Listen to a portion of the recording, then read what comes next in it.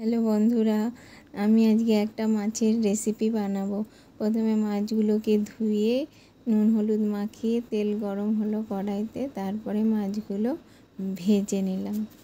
মাছগুলো ভাজার পর তেল দিলাম একটুখানি, দিয়ে তার মধ্যে জিরে ফোড়ন দিলাম। জিরে ফোড়ন দিয়ে একটু পেঁয়াজ আলু আর টমেটো দিয়ে এগুলোকে ভালো করে ভাজা করলাম।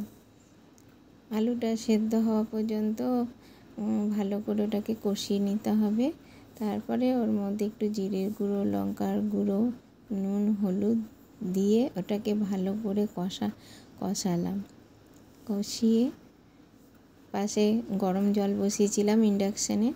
একটু গরম জল আমি সব রান্নাতেই দিই। দিয়ে এবার এটার মধ্যে গরম জল অ্যাড করব।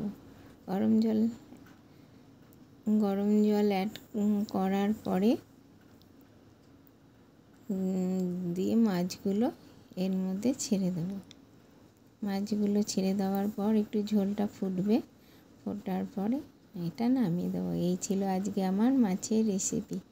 তোমাদের ভালো লাগলে লাইক, কমেন্ট, শেয়ার করো। আর তোমরা ভালো থেকো, সুস্থ থেকো।